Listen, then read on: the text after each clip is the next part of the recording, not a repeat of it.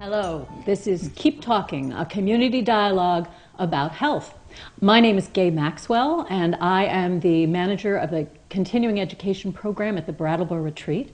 I'm here to talk about wellness in Windham, and representing Wellness in Windham, which is a community organization and collaborative of 3 different hospitals and a number of other community organizations, are to my left, Jill Terrell-Wazani from the Brattleboro Retreat, Wendy Cornwell from the Brattleboro Memorial Hospital, and Liz Harrison from Grace Cottage Hospital. And we're here today to talk about your wonderful work as representatives of Wellness in Windham. And maybe what we should go back and say is, what is Wellness in Windham? And maybe Jill, you can start and tell me. Sure. So Wellness in Windham is a collaboration among the 3 hospitals in Windham County, the Brattleboro Retreat, Brattleboro Memorial Hospital, and Grace Cottage Hospital. And we got together knowing that there is a need in our community for a holistic approach to health and community health. And so we decided to do a joint health festival, and last year was our first year, and we'll talk more about that later. But that's pretty much the impetus behind creating Wellness in Windham, and we have now other programs and initiatives that we're working jointly on. And Wendy, we were talking a little bit earlier, and you were talking about the community needs assessment, and I believe that the 3 hospitals got together and created this assessment and really looked at the needs in Windham County. Maybe you can talk a little bit about that process and also what you found. Well, it was a really good process because it involved the 3 organizations, which was wonderful, especially adding the retreat because it gives us the mental health component, which is so very important to the community. Had the retreat not been involved before?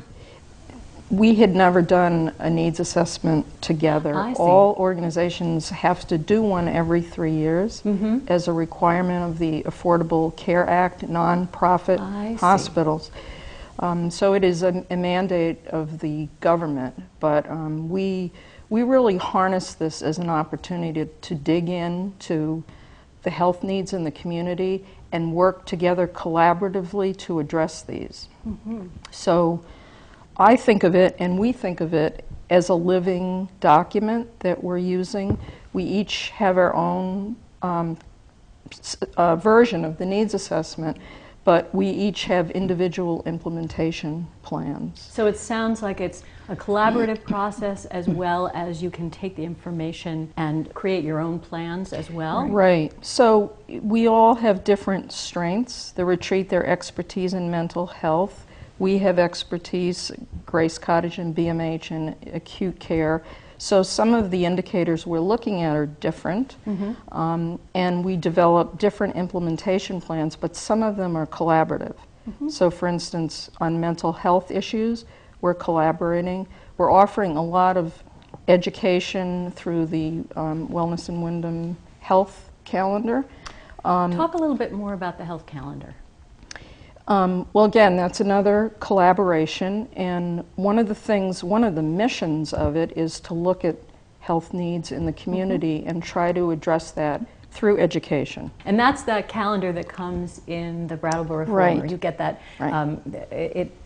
Does it come out in October and April or something like that? Or we're thinking that everybody should see it the beginning of the 2nd week of September.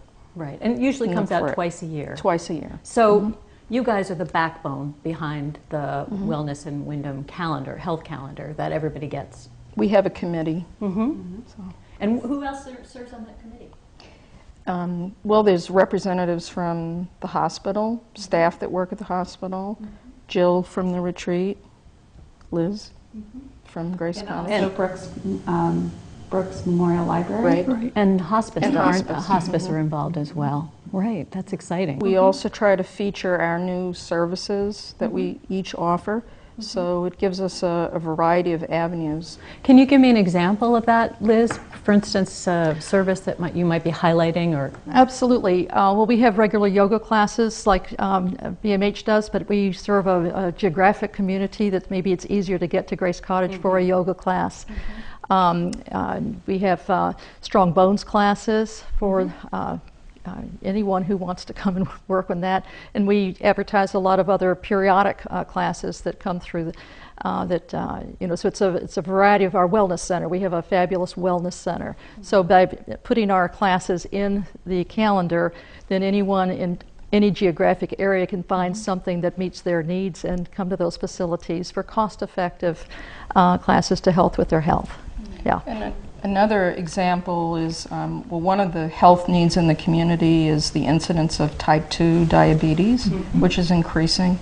So we're offering some programming. In the last calendar, we offered YMCA diabetes program for people who are not yet diabetic, and it's helping to prevent them from acquiring type 2 diabetes. So those are some of the examples. And Jill, you were about to say something. Sure, and we also have more mental health programming. So this fall we're going to be offering a workshop on depression among seniors, and that's going to be presented by 2 clinicians from HCRS, Healthcare Rehabilitation Services.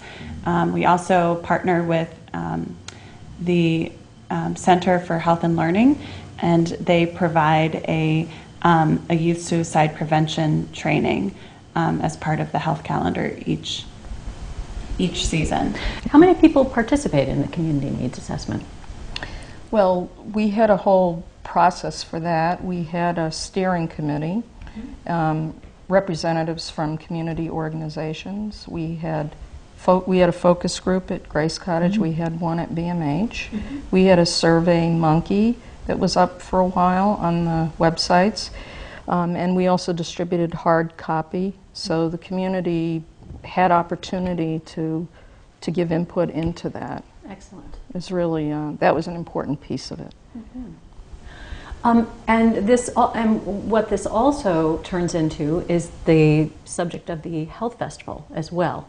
And tell me a little bit about that process, because I know that it was the first time last year in September that you got together and did this all together. And I know just from, Jill at that point had an office across the hall from me, so I know it was a really, really busy, labor-intensive event. Maybe you can talk a little bit about the process, and then I'm going to ask you about the fair, all the fun stuff, the festival. Yeah, great. Well, we started with the concept that BMH and Grace Cottage Hospital had their own health fairs in the past.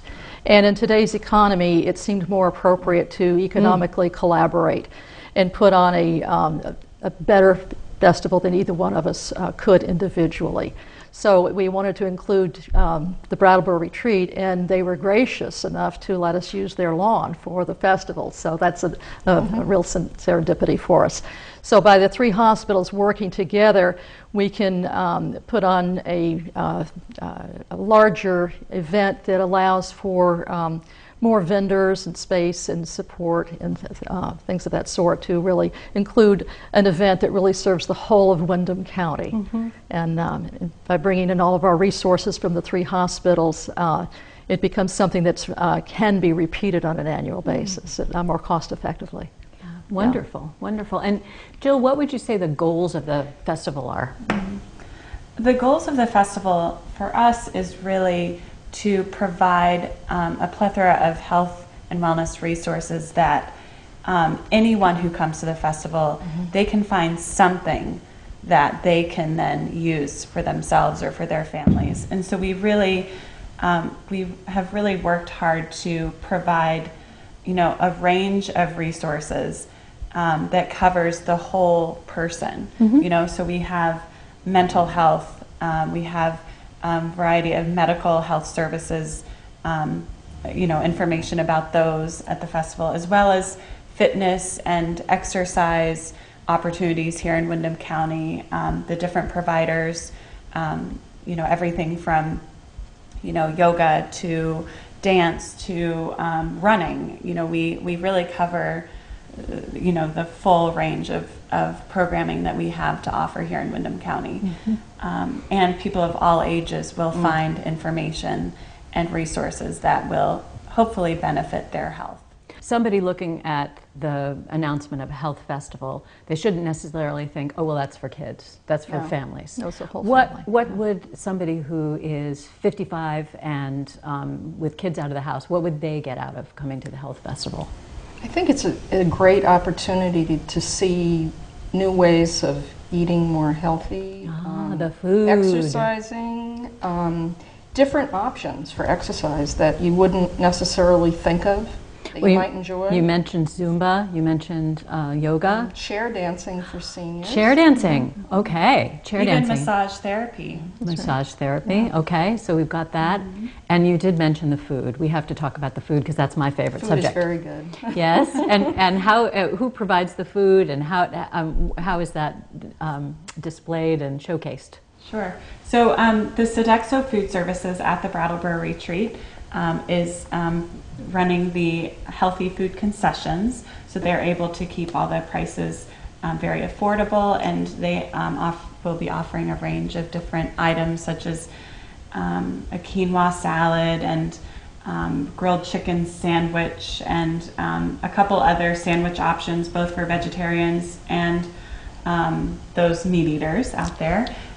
So lots of different salads and some fun foods for kids, such as chicken. I think they're doing kebabs. Chicken kebabs. Chicken kebabs. That both adults and children should enjoy. And they have recipes too. Yes, which we'll is be handing Yes. out recipes Exactly. of the foods that we'll be serving at the health festival, Excellent. and even some free samples. I know those of you who came to Strolling of the Heifers, you may have tasted the trail mix that we were handing out. It was very popular. We handed it all out in a matter of like 50 minutes. Thinking it would last us for hours and hours. It was just that So are they popular. making more? They're making more. They're making and more we're this going year. to be offering it at the health festival. Ah, That's great. because some of us came back twice. Yeah.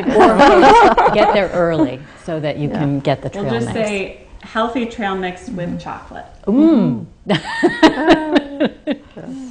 So, and what other activities maybe for the little guys, the little kids? What do you have there that they might be Face painting. interested in? Face painting, we're going to be designing an obstacle course. We might have some relay races for the kids.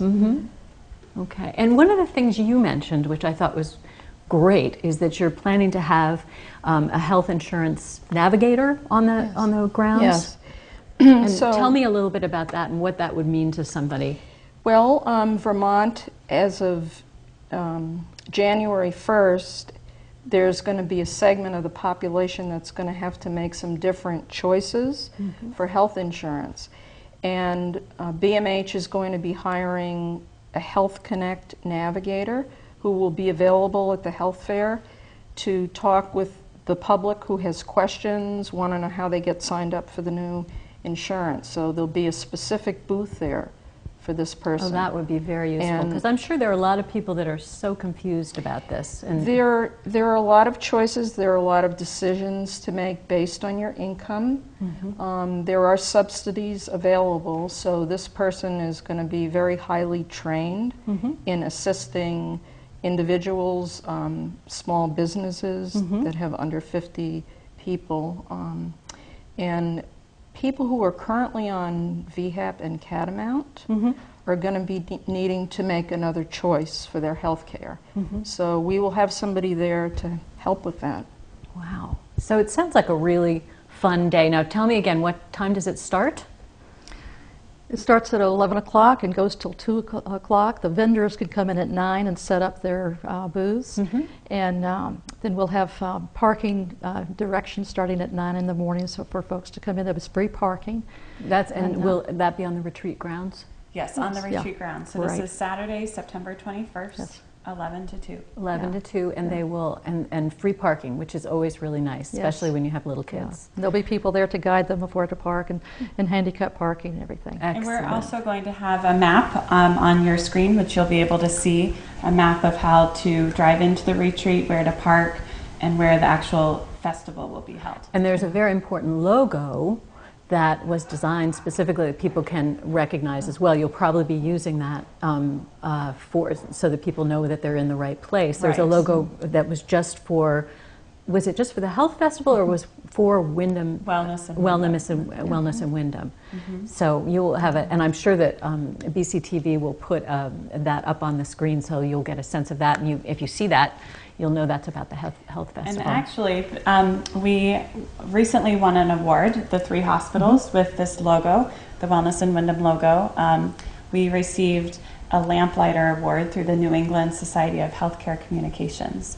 So it's quite an honor to be recognized, and this logo, is represents wellness and kind of the circle of life and holistic living. Wonderful. So people, So watch out for the that logo, and you'll get to the right place. So can I ask you what the challenges have been in the second year of putting on the health festival?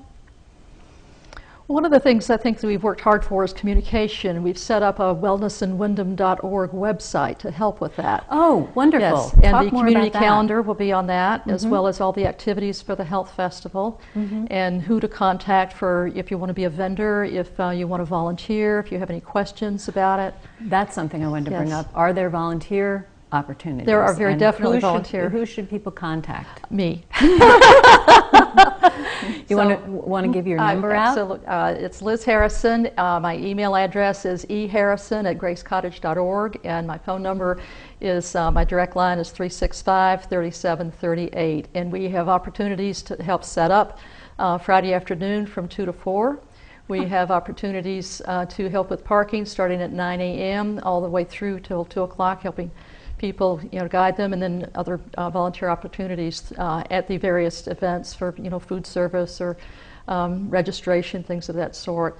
And then we will need help shutting it down. So please come volunteer. It's a great way to get to know people. It's a great way to participate in your community.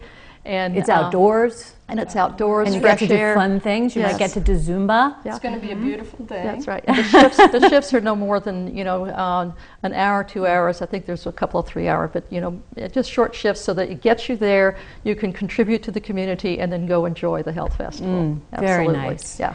Now, And another something new we have this year is we'll be having a couple booths dedicated to mental health for children and teenagers and their families. So there'll be some very fun and engaging activities for youth. And then we'll be handing out some handouts and different resources for parents. So that's something to look out for at this year's festival. excellent. Now, we're getting close to a time where we should close, but I want to hear from each of you what you enjoy most about participating in this. When you go to the fair, what do you like to do? Well, I love the food as well. And I'm looking forward to the trail mix. And I also really like the exhibitors that we have. We're going to have a lot of performances Yes, too. exactly. So the dance and gymnastics and everybody. Oh my can goodness, see we things. didn't hear about the dance or gymnastics. I go, well, that's fantastic. And also, there's going to be a guided nature walk too. Exactly. 2 or 3 different ones. So depending on what time people decide to come, they can jump in and join a nature walk on the retreat trails. And I hear you have a fabulous Master of Ceremonies who's going to be there. Special guest star. We won't let you know who that is yet. And we have, over 40 organizations here in Windham County exhibiting at the Health Festival. So again, you can find everything there is to find in terms of health and wellness. So Wendy, what's your favorite part? My favorite part is watching people from the community come and interact with the exhibitors. It's just wonderful and very engaging for people. So we try to encourage the exhibitors to have things for people to do and learn a lot. So I like watching that. You like watching that? How about you, Liz? Well, I love watching folks learn that there's a new resource that they hadn't understood that would be available to them for whatever need they might have. And because it doesn't always get under one roof. And here, it's not everything in Windham County, but it's a tremendous sampling. And so to watch families say, I didn't know we had this available, and to learn something that could be of service to them, and hearing those discussions with the family. So I think that's, knowing that we're serving the people. Well, I want to thank you all for coming today and participating in another Keep Talking segment. I always enjoy doing this, and I get to meet really fascinating people who are doing really important things. And the work you do, I know it's a labor of love. And I certainly appreciate it, and I know the people that participate in the program appreciate it too. And so once again, Liz Harrison, Wendy Cornell, Jill Terrell-Wazani, and I am Gay Maxwell, and I will be back again with Keep Talking, a community dialogue about mental health and health. But for today, I want to thank BCTV for all they do for us to make this program possible, and thank you for joining us.